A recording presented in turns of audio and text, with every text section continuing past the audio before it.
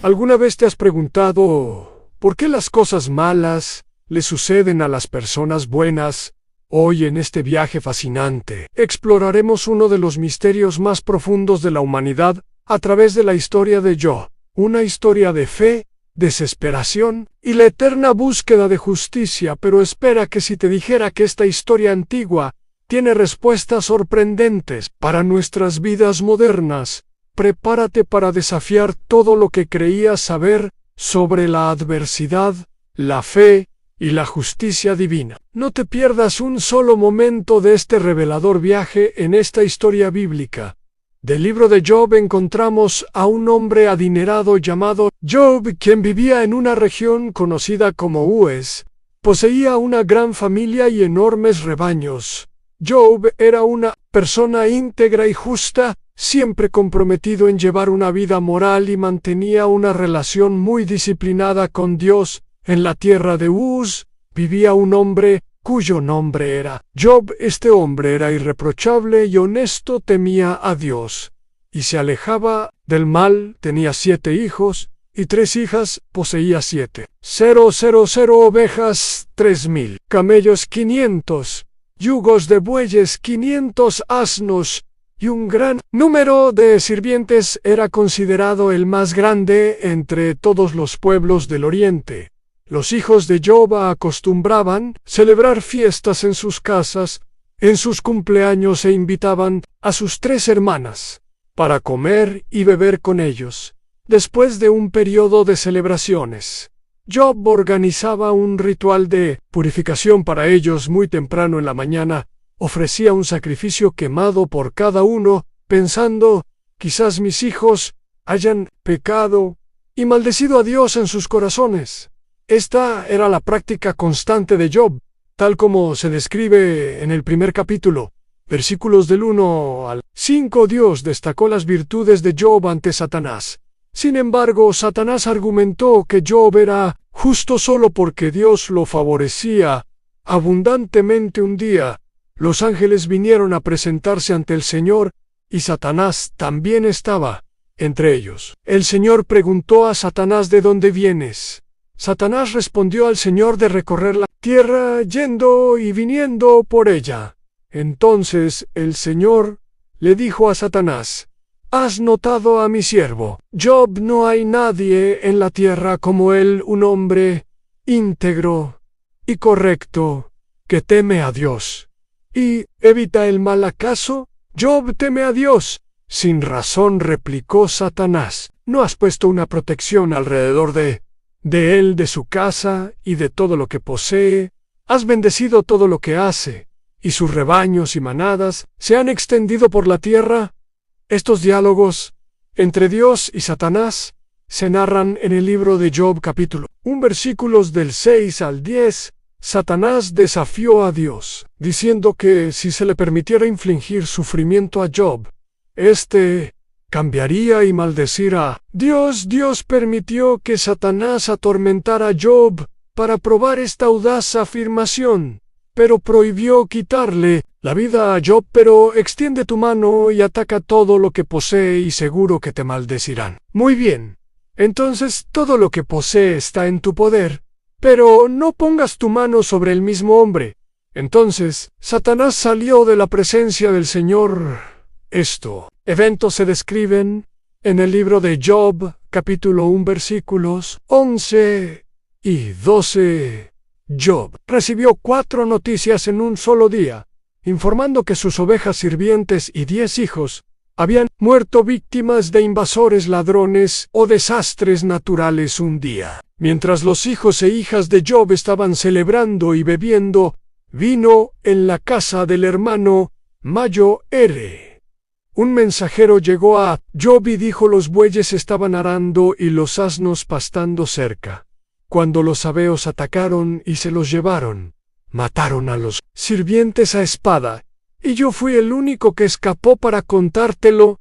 Mientras aún hablaba, otro mensajero llegó y dijo: el fuego de Dios cayó del cielo y quemó las ovejas y los sirvientes, y yo fui el único que escapó para contártelo. Mientras aún hablaba, llegó otro mensajero Los caldeos formaron 3 grupos de ataque y lanzaron un ataque sorpresa a tus camellos llevándoselo. Mataron a los sirvientes a espada, y yo fui el único que logró escapar para informarte aún hablando. Otro mensajero llegó diciendo, tus hijos e hijas estaban celebrando y bebiendo vino en la casa del hermano Mayo Ere cuando de repente un fuerte viento vino del desierto y golpeó los 4 rincones de la casa. Esta se derrumbó sobre ellos y murieron. Yo soy el único que escapó para contártelo. Estos trágicos eventos se describen en el libro de Job, capítulo 1, versículos 13 a 19 en su luto. Job rasgó sus vestiduras y se rapó la cabeza, pero aún así alabó a Dios en sus oraciones. Entonces Job se levantó, rasgó su manto, se rapó la cabeza y postrado en el suelo, adoró diciendo, desnudo salí del vientre de mi madre, y desnudo partiré. El Señor dio y el Señor quitó. Bendito sea el nombre del Señor en todo esto. Job no pecó ni atribuyó a Dios ninguna falta. Esta respuesta de Job está en el libro de Job capítulo 1 versículos 20 y 22. Satanás aparece en el cielo de nuevo y Dios le da otra oportunidad para probar a Job. Esta vez Job sufre de terribles heridas en la piel. La esposa de Job intenta persuadirlo a maldecir a Dios y renunciar a la vida, pero él resiste e intenta soportar sus sufrimientos. 2 tramas se entrelazan hábilmente, una celestial y otra terrenal. Los acontecimientos en la tierra son el resultado de algo que ya ocurrió en el cielo.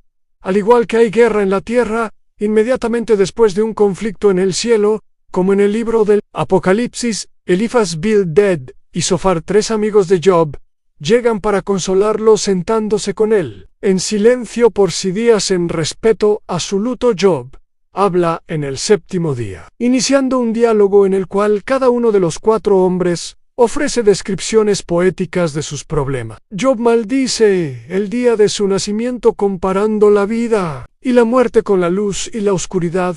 Él desea nunca haber nacido y que su nacimiento hubiera sido cubierto por las tinieblas, sintiendo que la vida solo aumenta su agonía. Elifaz responde que Job, quien anteriormente consolaba a otros, ahora admite que nunca fue realmente consciente del sufrimiento de ellos. Elifaz concluye que el dolor de Job debe ser debido a algún pecado que cometió, y recomienda que Job busque el favor de Dios. Bildad y Zofar concuerdan en que Job debe haber cometido algún mal para provocar la justicia de Dios, y argumentan que debería intentar demostrar un comportamiento más inocente. Bildad supone que los hijos de Job trajeron la muerte sobre sí mismos. Peor aún, Zofar insinúa que cualquier error que Job haya cometido merecería mucho más dolor del que ha recibido Job. Reacciona a cada uno de estos comentarios tan irritado que llama a sus simpatizantes. Job llama a sus amigos médicos inútiles, que enmascaran su ayuda con mentiras, como se describe en el libro de Job capítulo 13, versículos del 1 al 4. Mis oídos han escuchado y entendido eso lo que ustedes saben. Yo también lo sé. No soy inferior a ustedes, pero yo deseo hablar con el Todopoderoso y discutir mi caso con Dios. Sin embargo, ustedes me difaman con mentiras. Son todos médicos inútiles. Job cuestiona por qué Dios juzga a las personas basándose en sus acciones, cuando él podría fácilmente corregir o perdonar esos actos. Job está perplejo sobre cómo un ser humano puede satisfacer completamente la justicia de Dios, dado que los caminos de Dios son misteriosos y más allá de la comprensión humana. Además, los humanos no pueden convencer a Dios con sus palabras. Dios no se deja engañar, y Job admite que ni siquiera conoce lo suficiente para defender su caso ante Dios. Job anhela por alguien que pueda mediar entre él y Dios, para que no sea condenado al Sheol, el inframundo. Job cree que en el cielo hay un testigo o redentor que atestiguar su integridad, como él expresa en el capítulo 19, versículo 25. Sé que mi Redentor vive, y que al final se levantará sobre la tierra. Y en el capítulo 16, versículo 19, ahora mismo mi testigo está en el cielo, mi abogado está en las alturas. El sufrimiento se vuelve insoportable para Job y él se torna amargo, ansioso y asustado. Lamenta la injusticia de Dios al permitir que personas malas prosperen mientras él y muchas otras personas honestas sufren. Job quiere enfrentar a Dios y protestar, pero no puede encontrarlo físicamente. Piensa que la sabiduría está oculta de la humanidad, pero resuelve perseguirla temiendo a Dios y evitando el mal eventualmente. Dios interviene en el diálogo divino de la primera ronda durante sus discursos. Job pidió a Dios 36 veces que hablara con él ahora. Su deseo es atendido en las dos ocasiones en que Dios habla con Job. Esto sucede en medio de una tormenta. Hay un cierto humor en la forma en que Dios se dirige a él. Job es recordado por Dios de que Él es el creador de todo.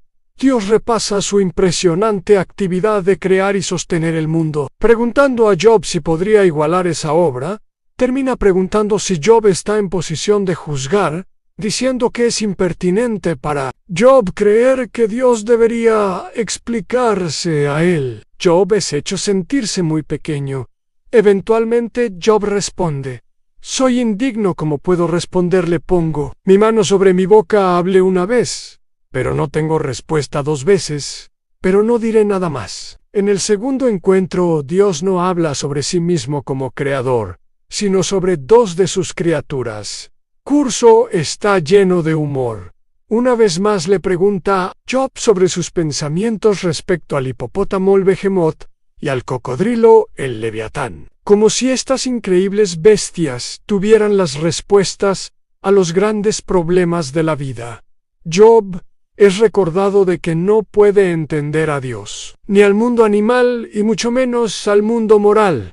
Así el punto principal de Dios es ¿por qué estás tratando de conmigo? Job responde que Dios es omnisciente y que ningún plan de él puede ser frustrado. Ahora se da cuenta de que su cuestionamiento a Dios fue totalmente inadecuado y se desprecia y se arrepiente en cenizas y polvo, aunque el encuentro con Dios es humillante para Job. El núcleo del problema de Job es abordado, ya que vuelve a conectarse con Dios. El diálogo ofrece un clímax magnífico e inesperado para el libro en el epílogo. El texto cambia de poesía a prosa cuando Job acepta que no debe culpar a Dios por sus interacciones con el Dios. Restaura a Job sus hijos, 7 hijos y 3 hijas. Como siervo de Dios, Job es rehabilitado por otro lado. Los 3 amigos de Job son severamente reprendidos por Dios. Dice que no hablaron correctamente sobre Job, indicando que no debemos citar sus discursos como si fueran verdades. Lo notable, las 2 rondas de Dios con Job, es que él aún no responde a las indagaciones de Job y no le cuenta sobre su apuesta con Satanás. Job no necesitaba saber lo que estaba sucediendo en el cielo, porque Dios tenía sus motivos para permitir que él sufriera. Debemos tener en mente una diferencia aguda entre la comprensión judía de este libro y la cristiana. El judío de los tiempos del Antiguo Testamento no podía ver los problemas de la vida temporal a la luz de la eternidad. Sentía que la justicia de Dios debería ser vista en esta vida, ya que tanto personas buenas como malas iban al mismo destino, el Sheol, lugar de existencia sombría, donde los espíritus partidos duermen. Los cristianos, por otro lado, tienen un punto de vista completamente diferente sobre el sufrimiento actual. Ven la mayo, visión del cielo, a la luz de la obra de Cristo. El sufrimiento en este mundo palidece en comparación con la vida que nos espera en el cielo. Por lo tanto, solo hay insinuaciones de vida después de la muerte a lo largo del libro de Job. En un momento, Job declara que encontrará a Dios después de su muerte, pero este no es un tema recurrente en el libro. y no tiene idea de cómo sucederá el libro de Job. Tiene dos tramas principales: la trama divina y la terrenal. El libro comienza con la trama celestial, la reunión de Dios en el cielo con Satanás. Satanás era un ángel, cuya función era informar sobre pecados, era el abogado acusador de Dios, que viajaba por la tierra para informar a Dios cómo eran los seres humanos en el tiempo de Job. Satanás se había vuelto tan cínico que no creía que alguien pudiera amar a Dios por Dios mismo. Creía que las personas solo amaban a Dios por lo que Él podía proporcionarles. Así se desarrolla un debate entre Dios y Satanás, con Satanás argumentando exactamente eso. Dios pregunta a Satanás si encontró a Job en sus viajes por la tierra. Job me ama, porque me ama, no por ninguna bendición que haya recibido, afirma Dios. La respuesta de Satanás es cínica, argumentando que si Dios quitara las bendiciones de Job, el blasfemar contra Dios, al igual que cualquier otro, como resultado, ocurre la apuesta divina. La tensión es esencial en cualquier drama. Excelente Job desconoce la apuesta divina. Mientras el lector está al tanto, la prueba sería inútil. Si él lo supiera, este encuentro nos enseña valiosas verdades sobre Satanás. En primer lugar, sugiere que él no puede estar en dos lugares al mismo tiempo. No posee la omnipresencia de Dios. La trama humana, el debate entre Job y sus compañeros, ocupa la mayor parte del libro. Job está sufriendo más que otras personas. Es la cuestión central abordada. Existen dos puntos de vista a los amigos. Están seguros de que el sufrimiento de Job se debe a su pecado. Job está convencido de que no está pecando y protesta su inocencia. El intercambio está lleno de suspenso, ya que el lector sabe que Job tiene razón. La estructura de dos tramas del libro nos recuerda que nadie conoce el cuadro completo cuando se trata de entender por qué las personas sufren. Debe ser muy difícil defenderse cuando se está en tanta miseria. Además de la búsqueda de explicaciones, todos se enfrentan a una pregunta mayor. ¿Puedo seguir creyendo en un Dios bueno cuando todo parece ir mal? El libro de Job ofrece una respuesta a esta pregunta. ¿Cuál fue el mayor dolor de Job? Esto aclara la importancia de este tema. Fue una confrontación física. Estaba cubierto de heridas de la cabeza a los pies, cansado, exhausto y en dolor insoportable socialmente, debido a su apariencia física y al hecho de que la comunidad local estaba al tanto de su reciente tragedia. Se convirtió en un paria social. La gente caminaba por el otro lado de la calle en lugar de hablar con él, mientras él se sentaba en un montón de cenizas en el extremo del pueblo. Hasta los adolescentes se reían de él. Mentalmente enfrentó el dolor mental de no saber por qué estas cosas angustiantes le estaban sucediendo, especialmente porque parecía no haber nada en su pasado que lo indicara espiritualmente. Su angustia espiritual era mucho peor que cualquier otra, ya que se sentía alejado de Dios. Job clamó, implorando a Dios que lo encontrara, hablara con él, e incluso discutiera con él. Ese fue su verdadero dolor más insoportable. El sufrimiento es mucho más agonizante si creemos que Dios está lejano y desinteresado. Sin embargo, cuando Job finalmente logró hablar con Dios, las cosas no sucedieron como había planeado para los cristianos. El libro de Job puede verse en el contexto del Nuevo Testamento. 1. Dios permitió que Satanás provocara la muerte de Jesús en la cruz con el propio Hijo, preguntando: Dios mío, ¿por qué? Al igual que con Job, Dios no explicó por qué. Esto sugiere que incluso el Hijo de Dios perdió el contacto con el propósito de su sufrimiento, bajo la intensidad del tormento de la crucifixión. 2. El cristiano entiende que la vida continúa más allá de la muerte. Los problemas del sufrimiento no necesitan ser resueltos en esta vida. Es interesante notar que en la versión griega del libro de Job se agregó un versículo adicional afirmando que el Job resucitará con aquellos a quienes el Señor resucite. 3. Esta esperanza de resurrección nos recuerda que habrá una reivindicación final de Job. Los cristianos creen que Jesús regresará para juzgar a los vivos y a los muertos al final de los tiempos. Algún día habrá una escena de tribunal donde Jesús se sentará como juez y todas las personas malas y piadosas que han vivido estarán ante su trono para ser juzgadas de acuerdo con sus acciones en el cuerpo. Por lo tanto, todo lo que Job anhelaba está a punto de hacerse realidad. La justicia de Dios será aplicada a toda la raza humana en una reivindicación pública de justicia. Al explorar la increíble jornada de Job, descubrimos que las lecciones de fe, resiliencia y justicia son más relevantes que nunca, pero el viaje no termina. Aquí tenemos mucho más para descubrir juntos. Si te gustó este video, imagina lo que más podemos explorar. Cada historia que compartimos es una nueva oportunidad para desentrañar misterios, encontrar inspiración y transformar nuestra percepción del mundo. Entonces, no te quedes fuera. Suscríbete al canal ahora y acá Ionis para nunca perderte una aventura.